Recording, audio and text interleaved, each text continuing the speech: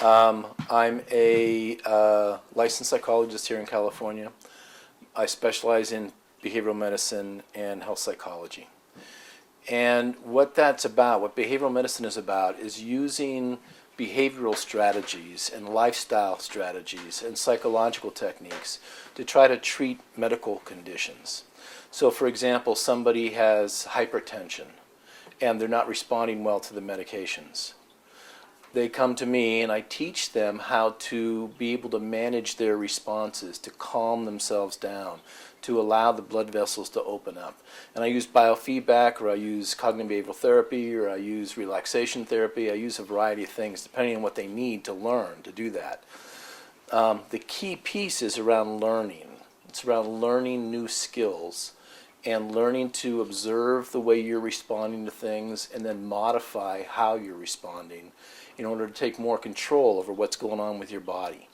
And most of the time this has to do with health conditions. So I take physician referrals for usually it's anxiety, depression, insomnia, and pain. Those are the primary things I use behavioral medicine with.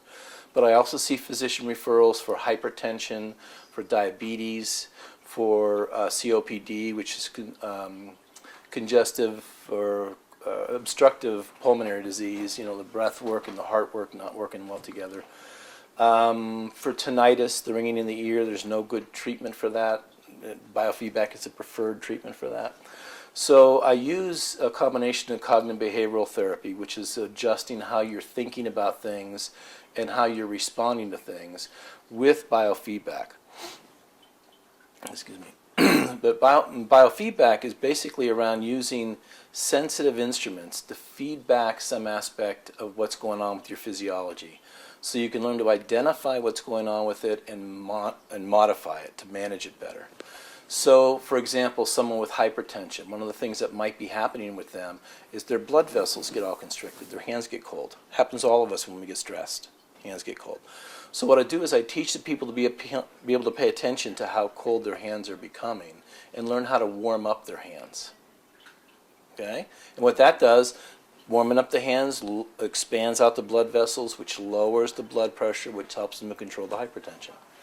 Another piece I work with is people with insomnia. Oftentimes what goes on with insomnia is that either the mind is really busy, in which case we try to use some cognitive techniques, some mindfulness techniques, some strategies to help them quiet their mind down, or behavioral techniques if it's because they're worried about things they have to do tomorrow. Write it down. That way you can put it aside and not worry about it.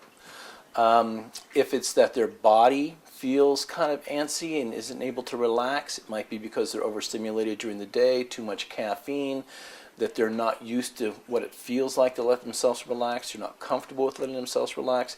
Then we would use the biofeedback techniques to help them learn to be able to relax more effectively. Somebody with tension headaches comes and sees me. What I teach them how to do is try to pay attention to what's going on with their body. Whenever the tension starts building up, the low back gets sore, the mid back gets sore, the shoulders get sore. Next thing you know, they're having a headache. Learning how to interfere with that, intervene with that to slow it down and reduce that tension down so it doesn't turn into a headache.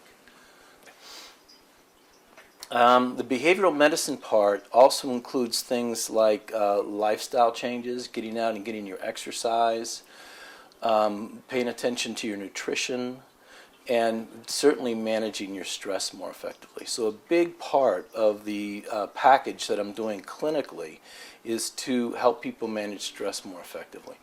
Help people learn how to quiet down and rebalance their nervous system. Because most of us in our overstimulated culture are constantly running in that fight or flight side. The sympathetic nervous system is overactive.